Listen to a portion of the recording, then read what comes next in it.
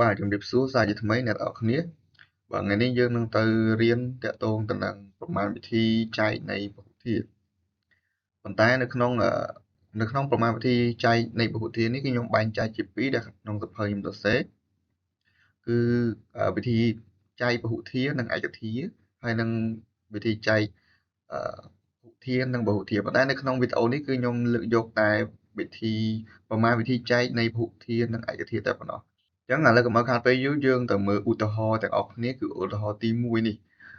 នេះគេមានចតុកោណកែងមួយដែលគេឲ្យប្រវែងទទឹង a ហើយប្រវែងផ្ទៃមិនប្រវែងទេផ្ទៃកាឡាសរុបទាំងអស់ហ្នឹងគឺ a ការ៉េបូក 6a អ្វីដែលយើងត្រូវរកនោះគឺប្រវែងបណ្ដោយអញ្ចឹងគេរកតាមរបៀបនេះសង្ឃឹមអ្នកនរគ្នានឹងយល់ពីនេះគឺប្រវែងបណ្ដោយស្មើនឹងផ្ទៃកាឡាសរុបហ្នឹងចែកទៅនឹងប្រវែងទទឹងគឺតម្លៃ a អញ្ចឹងឃើញគេថាប៉ុណ្ណេះគេអាចទៅសេបានរបស់អ្នកគឺមានន័យថាគេយកឯកធាតុ a នេះចែកនឹងគ្រប់តួនៃពហុធាតុមួយនេះអញ្ចឹងឃើញមានទម្រង់បែបនេះ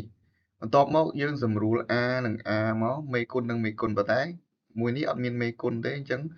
a ការ៉េសម្រួលនឹង a បាន a ហើយមួយនេះវិញគឺ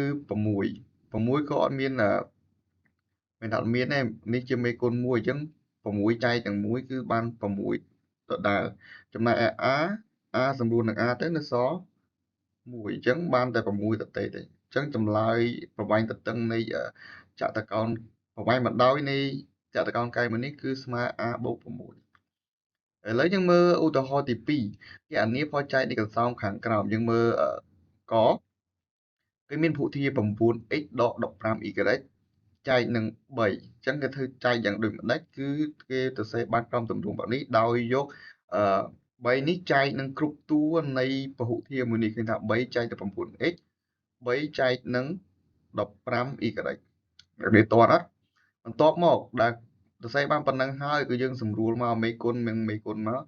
9សម្រួលនឹង3ឬក៏ថាចែកនឹង3បាន3ហើយ x គឺនៅដដែលហើយដកតមក15ចែកនឹង3បានប៉ុន្មាន15ចែកនឹង3គឺបាន5អញ្ចឹងសល់5ហើយ y អត់មាន x សម្រួលទេនៅសល់ y ដដែលឥឡូវមើលសំណួរមើលខម្ដងគឺដូចលំនាំមុនដែរគេមាន 4x គៀបបូក 2x ចែកនឹង2អញ្ចឹងគេយក 2x នេះគឺចែកនឹងគ្រប់តួនៃពហុធាតុនេះគឺទៅសេបានក្រុមទម្រង់បែបនេះអញ្ចឹងតមកគេសម្រួលមេគុណ4សម្រួលនឹង2ហ្នឹងបាន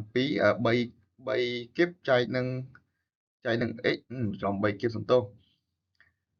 x គៀបចែកនឹង x គឺបាននៅសល់ x ការ៉េហើយ2នេះសម្រួលនឹង2ទៅសល់1 x សម្រួលនឹង x គឺសល់1អញ្ចឹងចម្លើយចុងក្រោយគឺ 2x ការ៉េបូក1អញ្ចឹងតាមរយៈឧទាហរណ៍ទី1នេះហើយនឹងឧទាហរណ៍ទី2ដែលមានកនិងខនេះគេសង្កេតឃើញថាដើម្បីចែកពហុធាតុនិងឯកធាតុគេត្រូវយកឯកធាតុ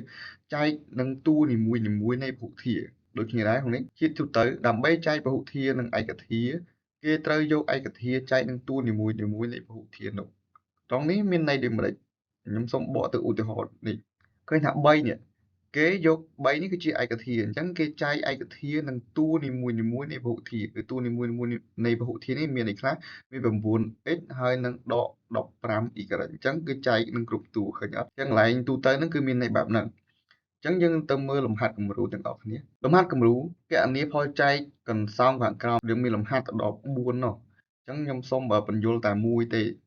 មួយនេះគេមានកន្សោមពហុធាតុមួយហើយចែកនឹងឯកធាតុ 3x អញ្ចឹងកន្សោមពហុធាតុនេះមានរហូតដល់3តួអញ្ចឹងគេយកឯកធាតុនេះគឺចែកគ្រប់តួនៃឯកធាតុហ្នឹងគឺបានប៉ុណ្ណេះនេះគេសេបានប៉ុណ្ណឹងបន្តមកគេចែកនឹងគ្រប់តួតែពេលដែលចែកគ្រប់តួហើយគឺយើងធ្វើការស៊ីសងរវាងមេគុណនិងមេគុណហើយផ្នែកអថេរនិងអថេរអញ្ចឹងគេបានចម្លើយប៉ុណ្ណេះសង្ឃឹមអ្នកនរគ្នានឹងយល់អ្វីដែលខ្ញុំនិយាយព្រោះអីមេរៀនមុនគឺមានតំណែងតំណងទៅនឹងលំហាត់មួយនេះហើយលំហាត់ទី2នេះគឺអ្នកនរគ្នាអាចរៀនមើលហើយស្វែងយល់បន្តិចម្ដងទៅអ្នកនរគ្នានឹងកាន់តែយល់ច្បាស់ដោយខ្លួនឯងបាទអានេះគឺជាលំហាត់ប្រតិបត្តិដែលมันមានចម្លើយទេដែលចម្លើយគឺស្ថិតលើអ្នកទាំងអស់គ្នាបាទអញ្ចឹងវីដេអូនេះគឺមានតែប៉ុណ្្នឹងឲ្យជួបគ្នានៅវីដេអូក្រោយតាក់ទងទៅនឹងវិធីគុណ